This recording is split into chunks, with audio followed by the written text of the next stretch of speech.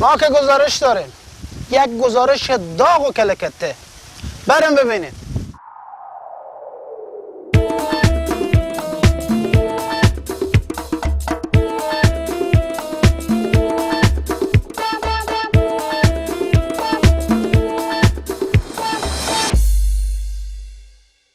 میزان رضایت ملت از دولت بیانگر میزان موفقیت یک دولت. عجب کشف کردم.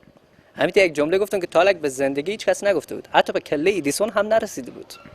حالا اگه از شوخی نگذشته میریم به سراغ ملت و از این ملت شیط پرور و زخمی دوست میپرسیم که چقدر از دولت و کارکردی و رضیان و چقدر هم برادر نارضی. با ما باشین. سلام به شما. سوژه گزارش امروز ما در رابطه به میزان رضایت ملت از دولته. شما از دولت راضین؟ سلام شما، شکر. شما خوب خوشین سلامتیم؟ اولادا خوبم؟ مادر اولادا خوب؟ بله تشکر، همگی خوبیم. شما از دولت راضین یا نه؟ من خوش کلبدینم از غریه پایین. جناب خواجه گلبدین، شما از دولت راضین یا نه؟ من گلبدینم، کلبدینم از غریه پایین. زر کتل گلبدینم شو کلبدینم. حالا کلبدین جان بالاخره جواب سوال من میدی یا می که من اینجا سکته کنم؟ خدا نکنه چرا سکته کنی؟ آدم به جونی که سکته نمیکنه. ببین برای بار آخر از تو میپرسم، آیا از دولت راضی یا نه؟ با اجازه کلانترا بله. خب خلاص دیگه، همین یک کلمه جواب بود، بله یا نه خیر. خب حالا میشه بگی چرا از دولت راضی؟ خود چون دولت خوبه دیگه لالا. خیر بینه همی که میگذاره ما شما نفس بکشیم تا هنوز مر نکشته. همی اینه که دولت خوبه، همی تنیه. یعنی همین که دولت شما رو تالک نکشته شما راضی؟ خود دیگه لالا، همی ته دولت که طور نکشه به کجا میتونه پیدا کنه؟ یعنی شما فکر میکنیم هرچی دولت ملت خور میکشه؟ والا ما از روزی که دست چپ خود دست راست بچه همسایر شناختیم، هر چه دولت به چشم سر دیدیم یا خودی مر کشته یا بده که اربه بیمار بکشه. مگه تا روزی که همی دولت مر نکشه زیرزیو. خب وقت کش چی؟ او وقتی که نرزی باشه مونده نباشه. سلامت باشه. پس یعنی هر کس که شما نکشه شما از اون راضیین؟ یار میگم هر کس مر نکشه میبیخی نکرینو. همی خودتو همی که مر تا لگ نکشتیم من تا در خونه خدا است رزیم. بده که دستو ببوسم بده. نه لالا چه کار میکنی لالا؟ چه کار میکنی؟ لالا یار خدا تو خیر بده که مر تا هنوز نکشتی. خدا تو خیر دنیا و آخرت بده که مر تا حالا نکشتی. بده دستو ببوسم لالا بده. یالا کن. یعنی خاک بر سر عموت ملت که به یک کشته نشدن راضی باشه. برو لالا برو.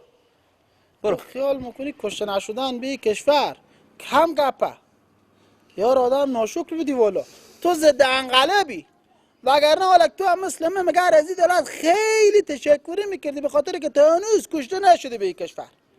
خاک به سر تو کنه مگ نشناسی؟ مگه تا دم خونه خدا از این دولت رزیم.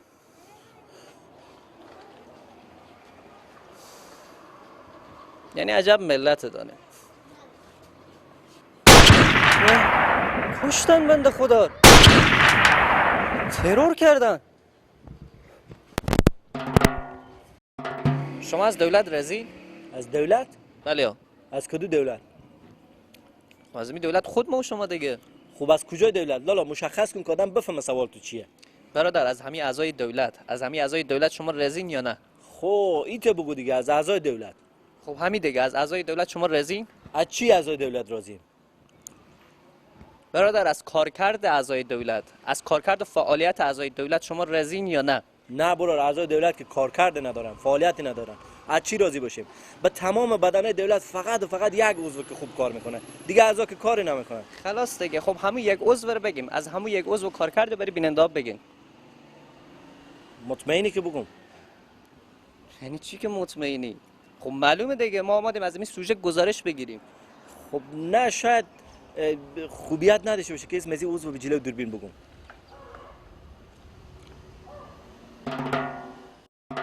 شما از دولت راضین؟ نه برو، چی از دولت راضیم؟ اصلا هم راضی نیم. همین از که با کوبالا شدن خیلی آدم مونده میکنه، نه که به 3 ثانیه با کوبالا میشدم از دست از این دولت. حالا چرا زار عصبانی؟ خب برو، چرا عصبانی نباشم؟ این دولت برای ما چه کار کرده؟ خجالت نمیکشه این دولت؟ شرم حیا نداره؟ چقدر کم کاری، چقدر بی‌توجهی به این ملت. حالا میشه یک از این چیزایی که میگن رو مشخص کنیم؟ مثلا چی توقعی داشتیم که دولت برآورده نکرده؟ برار من نمیگم، تو بگو این دولت برای ما چه کار کرده؟ 6 ساله که من نامزاد دارم، تا حالا عروسی مر نگرفته. اصلا عروسی هیچ حتی شیرینی خوری مر نگرفته. نامزاد ما 3 طلا عربی ما همین دولت نامرد نمیکنه، 1 طلا عربی به نامزاد ما بخره. جان خب راست میگم این دولت برای ما چه کار کرده؟ موتر خریده برای من؟ نه. زن گرفته برای من؟ نه. قرضا مر دادن؟ نه. سکل برای من خریدن؟ نه. حتی شاید باورتون نشه تا حال سکل مر پنچری نگرفته می دولت. 2 ماه که سکل مر به کنج خونه پرتو نکرده که 1-2 تا مامور رای کنه بدم سرام و کمی سکل مر پنچری بگیره. خب به چی از این دولت دل خوش کنیم ما؟